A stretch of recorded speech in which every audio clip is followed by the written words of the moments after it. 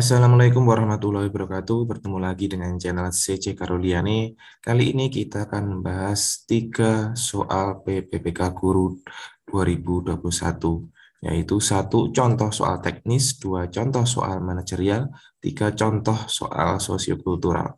Langsung saja kita menuju contoh soal teknis. Contoh soal teknis membahas kompetensi teknis merupakan tes untuk menguji pengetahuan, keterampilan, dan sikap pelamar yang berkaitan dengan bidang teknis jabatan. Contohnya dalam guru, soal-soal kompetensi teknis akan menguji seputar kemampuan pelamar dalam hal membangun sistem ajar maupun sistem penilaian terhadap siswa. Nomor 1, sikap yaitu perasaan suka atau tidak suka yang terkait dengan kecenderungan seseorang dalam merespon suatu objek. Sikap merupakan ekspresi dari nilai-nilai atau pandangan hidup yang dimiliki oleh seseorang. Sikap dapat dibentuk sehingga terjadinya perilaku atau tindakan yang diinginkan. Pada penilaian sikap diasumsikan bahwa setiap peserta didik memiliki perilaku yang baik. Perilaku yang menonjol, sangat baik atau perlu bimbingan yang dijumpai selama proses pembelajaran dapat ditulis dalam bentuk jurnal atau catatan pendidik. Penilaian sikap mengacu pada 2 aspek kompetensi sikap, yaitu kompetensi inti dan kompetensi inti 2. Pada kompetensi sikap terdapat penilaian utama dan penunjang. Penilaian penunjang diperoleh dari A. Observasi harian, B. Jurnal harian, C. Penilaian antar teman, D. Catatan anekdot, E. Incidental record. Pembahasannya, teknik penilaian sikap pada kurikulum 2013 antara lain meliputi observasi, catatan kejadian tertentu, penilaian antar teman, penilaian diri, dan wawancara. Hasil observasi guru terhadap sikap siswa yang menonjol, positif maupun negatif, saat pembelajaran dicatat dalam jurnal harian. Pengamatan sikap dilakukan oleh pendidik atau guru pada saat pelaksanaan pembelajaran yang berlangsung. Pada kompetensi sikap, terdapat penilaian utama dan penunjang. Penilaian utama diperoleh dari observasi harian yang ditulis di dalam jurnal harian. Penilaian penunjang berasal dari penilaian diri dan penilaian antar teman, yang hasilnya dapat dijadikan alat komunikasi dari hasil penilaian sikap oleh pendidik. Teknik penilaian yang digunakan dalam dapat dengan observasi melalui observasi, wawancara, catatan anekdot, dan catatan kejadian tertentu sebagai unsur penilaian utama. Jawabannya adalah C. Penilaian antar teman.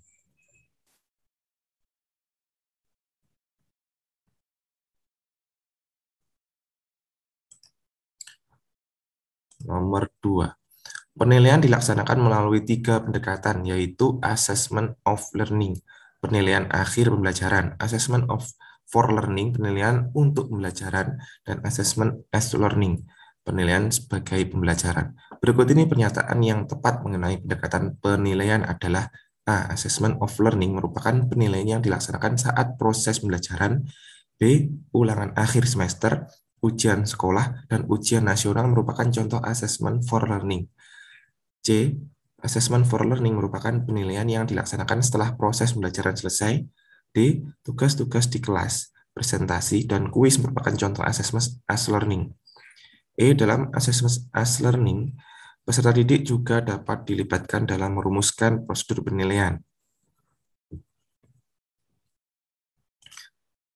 Pembahasannya, penilaian dilaksanakan melalui 3 pendekatan. 1. Assessment of Learning merupakan penilaian yang dilaksanakan setelah proses pembelajaran selesai. Penilaian ini dimaksudkan untuk mengetahui pencapaian hasil belajar setelah peserta didik selesai mengikuti proses pembelajaran. Sebagai contoh adalah berbagai bentuk penilaian sumatif seperti ulangan akhir semester, ujian sekolah, dan ujian nasional.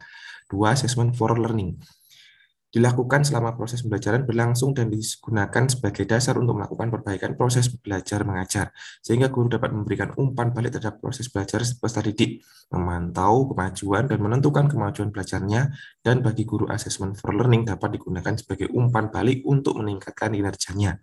Sebagai contoh, penilaian formatif misalnya tugas-tugas di kelas, presentasi, dan kuis. Assessment as Learning merupakan fungsi yang hampir sama dengan Assessment for Learning, yaitu fungsi sebagai formatif dan dilaksanakan selama proses pembelajaran berlangsung. Perbedaannya, Assessment as Learning melibatkan peserta didik secara aktif dalam kegiatan penilaian tersebut. Sebagai contoh, penilaian terhadap dirinya sendiri dan penilaian antar teman. Dalam asesmen as learning, peserta didik juga dapat dilibatkan dalam merumuskan prosedur penilaian, kriteria maupun rubrik atau pedoman penilaian yang sehingga mereka mengetahui dan pasti apa yang harus dilakukan agar memperoleh capaian belajar yang maksimal. Jawabannya adalah E.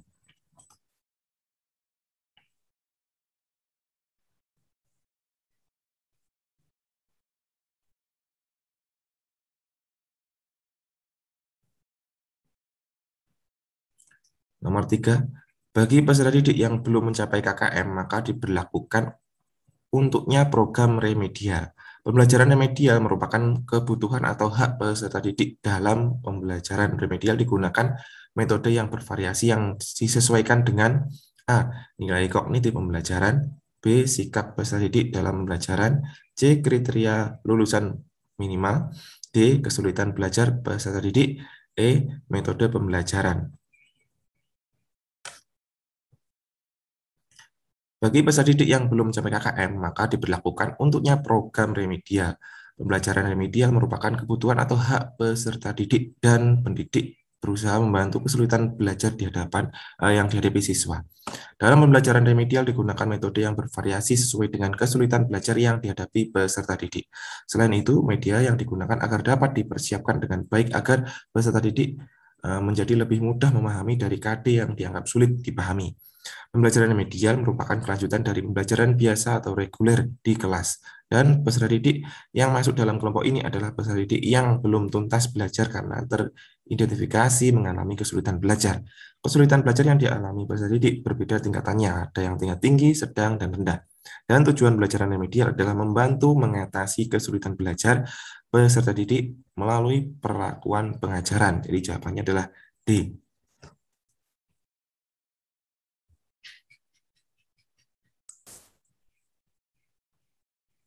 Nomor 4. Dilihat dari kegiatan penilaian, pembelajaran dapat merujuk pada dua macam, yakni penilaian acuan norma, norm reference test, dan penilaian acuan kriteria atau patokan, criterion reference test. Pernyataan yang tepat mengenai penilaian tersebut di bawah ini adalah A. Pada penilaian acuan norma, hasil penilaian peserta didik baik formatif maupun sumatif tidak dibandingkan dengan hasil peserta didik lainnya, namun dibandingkan dengan penguasaan kompetensi yang diputuskan yaitu dengan kriteria ketuntasan minimal. B. Tujuan penilaian acuan patokan adalah untuk mengukur secara pasti tujuan atau kompetensi yang ditetapkan sebagai kriteria keberhasilannya. C. Pada penilaian acuan norma, kualitas peserta dites sangat tergantung kepada atau sangat ditentukan oleh kompetensi dasar yang ditetapkan guru.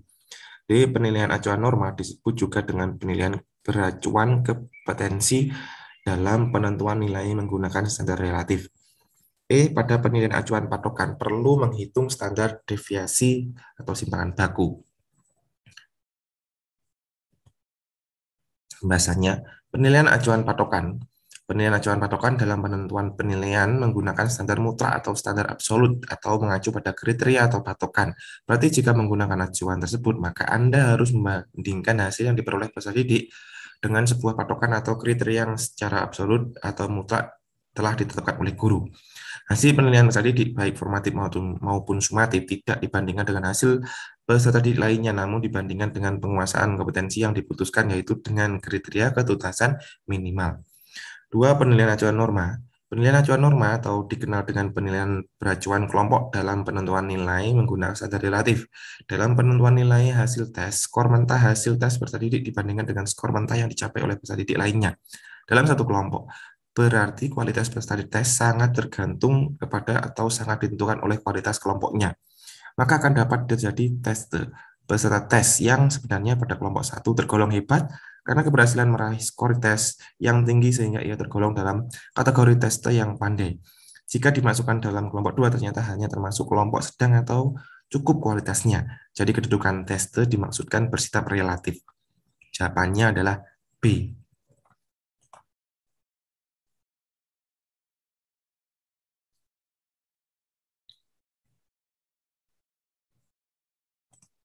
Nomor 5, pembelajaran remedial dimulai dari identifikasi kebutuhan peserta didik. Kebutuhan peserta didik dapat diketahui dari analisis kesulitan belajar peserta didik dalam memahami konsep-konsep tertentu. Berdasarkan analisis kesulitan belajar itu, baru kemudian guru memberikan pembelajaran remedial. Peserta didik yang sedang mengalami kesulitan belajar, berikut ini yang bukan instrumen untuk mengatasi kesulitan belajar peserta didik. A. Tugas portofolio. B. Wawancara. C. Tes kepribadian. D. Kunjungan ke rumah. E. Observasi. Pembahasannya, usaha yang dilakukan untuk penyembuhan kesulitan belajar dapat diidentifikasi dengan instrumen observasi angket wawancara, yaitu antara lain dengan mengamati hasil pekerjaan peserta didik, tugas kelompok, buku rapor, kunjungan ke rumah, dapat pula dengan tes psikologi, tes intelijensi, tes bakat, dan tes kepribadian. Tugas portofolio tidak bisa digunakan sebagai instrumen untuk mengatasi kesulitan belajar peserta didik. Jadi jawabannya adalah A.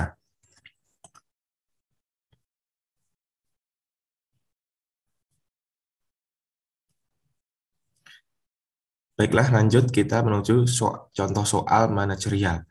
Kompetensi manajerial merupakan tes untuk menilai penguasaan, pengetahuan, keterampilan, serta sikap pelamar dalam berorganisasi. Nomor 1. Anda merupakan seorang manajer pada sebuah perusahaan. Sudah beberapa bulan ini ada salah satu karyawan yang tidak dapat bekerja dengan baik, bahkan cenderung menghambat aktivitas di perusahaan. Banyak pekerjaan yang tertunda karena harus menunggu dia menyelesaikan pekerjaannya. Terkadang setelah ditunggu pun hasilnya sangat buruk. Padahal Anda sudah memastikan bahwa beban kerja karyawan tersebut sudah sesuai dengan peraturan dan prosedur perusahaan. Perusahaan pun telah memberikan kesempatan beberapa kali untuk perbaikan dan memberi pelatihan. Namun setelah diamati tidak ada perubahan sama sekali. Yang Anda lakukan, A. Memberi kesempatan terus sampai dia bisa berubah menunjukkan performa terbaiknya meski akan mengganggu kinerja perusahaan. B. Memberikan kesempatan karena setiap karyawan berhak atas hal tersebut. C. Terpaksa mencari penggantinya agar kinerja perusahaan kembali membaik. D. Memberhentikannya dan memastikan semua keputusan saya terdokumentasi. E. Memberhentikan karyawan yang bermasalah tersebut karena tidak bekerja dengan baik. Pembahasannya adalah topik kemampuan menggerakkan dan mengkoordinir orang lain. Sebagai atasan, kita harus mampu mengkoordinir bawahan, memberikan kesempatan untuk perbaikan dan pelatihan. Namun jika tidak ada perubahan, maka seorang atasan harus tegas, karena atasan juga punya tanggung jawab terhadap kemajuan perusahaan yang dikelolanya. Jadi jawabannya adalah D. Memberhentikannya dan memastikan semua keputusan yang saya terdokumentasi.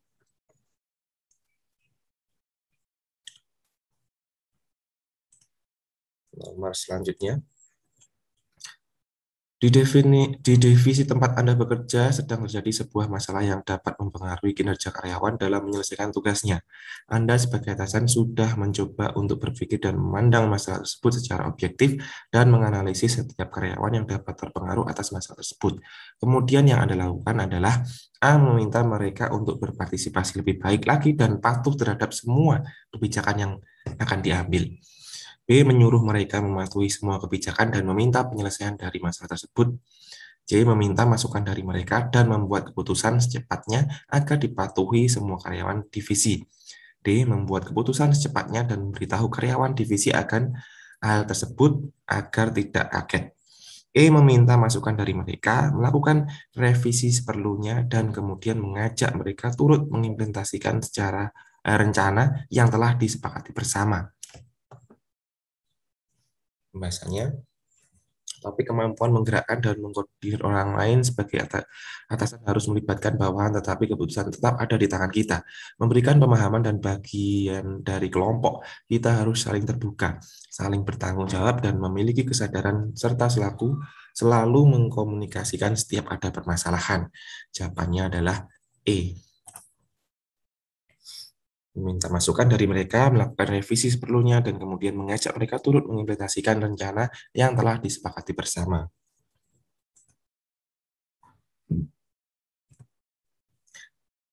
Tiga, Anda diminta atasan Anda untuk menyelesaikan sebuah masalah di dalam pekerjaan karena atasan Anda menilai Anda karyawan yang paling mampu mengatasinya dengan baik dan efektif. Namun ketika di tengah jalan penyelesaian yang Anda berikan terhadap masalah tersebut sedikit kurang optimal untuk memberikan solusi terbaik seperti yang diharapkan perusahaan. Yang Anda lakukan adalah A. Saya akan merubah semua solusi yang ada dan membuat penyelesaian baru. B. Saya meminta atasan untuk memberikan saya waktu lebih untuk memikirkannya. C. Saya melakukan modifikasi atas keputusan tersebut. Terkadang modifikasi kecil sudah cukup. D. Mengembalikan tugas tersebut kepada atasan untuk dilimpahkan kepada karyawan lain. E. Memikirkan cara yang paling efektif dari penyelesaian sebelumnya. Topik kreativitas dan inovasi. Mampu memikirkan hal-hal kreatif dan imajinatif untuk melakukan perbaikan pada sebuah proses sehingga mendapatkan hasil terbaik. Tidak harus merubah, tetapi melakukan modifikasi sehingga apa yang menjadi tujuan dapat tercapai. Jawabannya adalah C. Saya melakukan modifikasi atas keputusan tersebut, terkadang modifikasi kecil sudah cukup.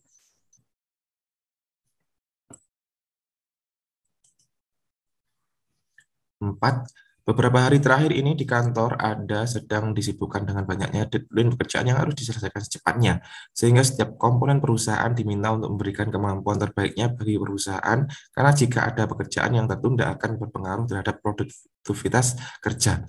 Namun ada beberapa karyawan yang datang kepada Anda bercerita dan mengeluhkan beberapa hal yang tidak berkaitan dengan pekerjaan. Sikap Anda, A. Saya selalu terbuka terhadap setiap karyawan untuk berkeluh kesah kapanpun mereka membutuhkannya. B. Hal tersebut harus dibatasi karena dapat mengganggu kinerja perusahaan. C. Selalu bersimpati dan memberikan nasihat dan solusi yang paling baik terhadap setiap masalah mereka. D. Bersimpati dan memberikan solusi dan nasihat dengan tetap memprioritaskan kepentingan perusahaan. E. Saya akan selalu baik kepada setiap karyawan di perusahaan dan dapat menjadi teman curhat mereka setiap waktu. Topik orientasi kepada orang lain dengan menunjukkan itikat baik, empati, dan kepedulian terhadap sesama, namun sesuai dengan kapasitas yang dimiliki dengan tetap memprioritaskan kepentingan perusahaan. Anda berbuat baik dan kerjaan tetap jalan. Jawabannya adalah D. Bersimpati dan memberikan solusi dan nasihat dengan tetap memprioritaskan kepentingan perusahaan.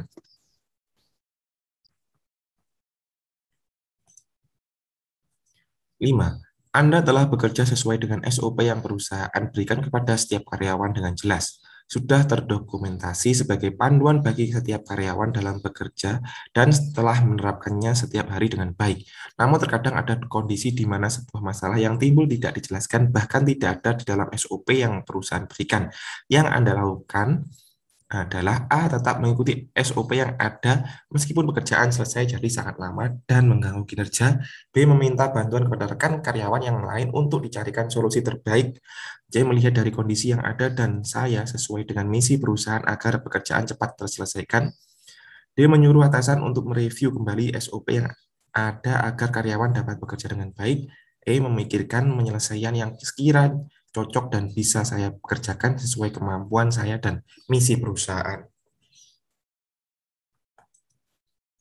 Tapi kemampuan bekerja mandiri dan tuntas menunjukkan sikap bertanggung jawab terhadap pekerjaan dengan tidak menyalahi tujuan perusahaan dan menyelesaikan pekerjaan secara cepat. Jadi jawabannya adalah C. Melihat dari kondisi yang ada dan saya sesuaikan dengan misi perusahaan agar pekerjaan cepat terselesaikan.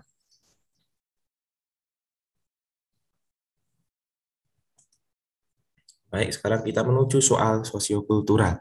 Ini merupakan tes untuk menguji pengetahuan, keterampilan, juga sikap pelamar yang berkaitan dengan bagaimana ia berinteraksi di lingkungan yang majemuk.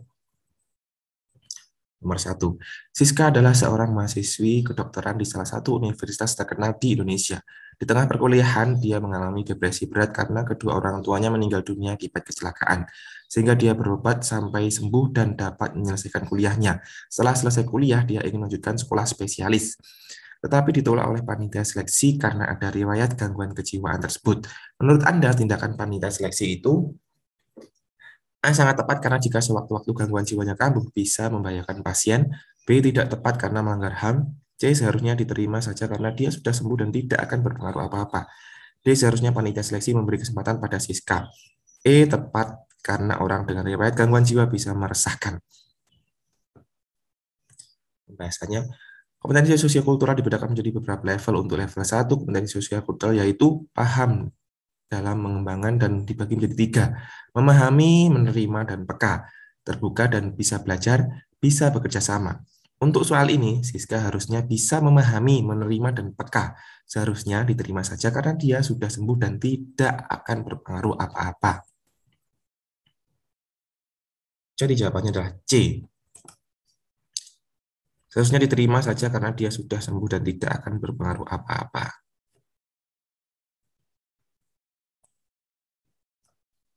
Nomor 2. Dalam suatu rapat Dewan Guru, pendapat saya ditolak oleh peserta rapat. Sikap yang akan saya lakukan adalah A. Berlapang dada menerima penolakan itu, B. Tidak terima dan langsung meninggalkan tempat rapat, C. Berusaha keras meyakinkan peserta rapat untuk menerima pendapat saya, D. Menghargai perbedaan pendapat, E. Dengan berat hati menerima penolakan dan mengikuti rapat hingga selesai. Kompetensi sosial kultural dibagi menjadi beberapa level. Untuk level 1, kompetensi sosial kultural yaitu paham atau pengembangan dan dibagi menjadi 3. Memahami, menerima dan peka, terbuka dan bisa belajar, bisa bekerja sama. Untuk soal ini, sikap kita seharusnya bisa terbuka dan mau belajar dengan orang lain. Berlapang dada menerima penolakan itu. Jadi jawabannya adalah A. Berlapang dada menerima penolakan itu.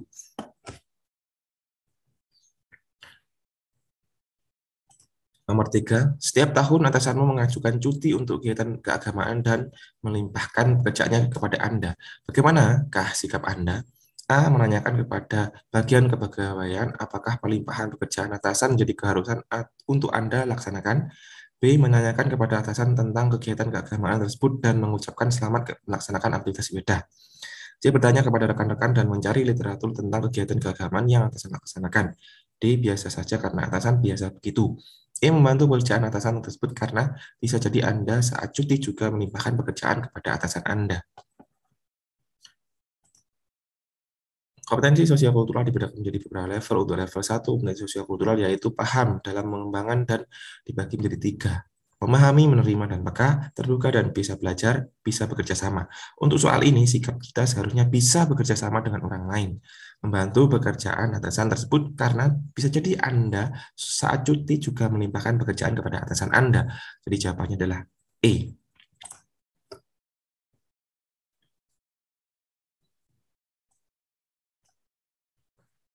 Nomor 4. Suatu hari Anda sedang rapat bersama para pimpinan. Salah seorang pimpinan mengeluarkan pendapatnya, namun Anda tidak setuju dengan pendapat tersebut. Maka yang Anda lakukan adalah A. Langsung mengeluarkan pendapat Anda juga meskipun ia pimpinan. B. Menutup mulut karena tidak mau membantah pimpinan. C. Mengiyakan saja untuk menyetujui pendapat pimpinan tersebut. D. Meninggalkan ruangan rapat karena Anda geram dengan pimpinan Anda. E. Biasa saja karena hal tersebut sudah sering terjadi. Sosio-kultural level 2 basic. Peran aktif Anda dalam mengembangkan sikap saling menghargai, menekankan persamaan dan persatuan, harus memenuhi A. Peduli dan menghargai perbedaan, membangun hubungan baik, bersikap tenang, dan mengendalikan emosi. Untuk soal ini, jawaban yang tepat adalah langsung mengeluarkan pendapat Anda, juga meskipun ia pimpinan, karena memenuhi peduli dan menghargai perbedaan.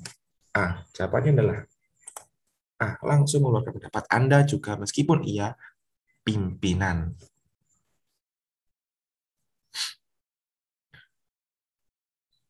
Nomor 5. Suatu hari Anda menginap di rumah salah seorang keluarga Anda. Keluarga Anda kemudian menghidangkan sebuah hidangan yang tidak Anda sukai. Maka yang Anda lakukan adalah A. Makan nasinya saja tanpa menyentuh hidangan tersebut.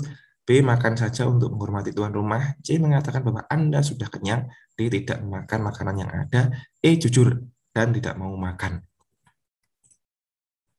Sosial kultural level 2 basic. Peran aktif Anda dalam mengembangkan sikap saling menghargai, menekankan persamaan dan persatuan, harus memenuhi peduli dan menghargai perbedaan, membangun hubungan baik, bersikap tenang, dan mengendalikan emosi.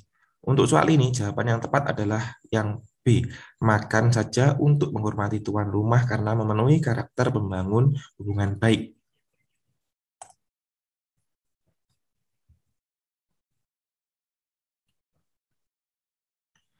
Oke, baik, itu adalah 3 contoh dari soal latihan PPPK Guru.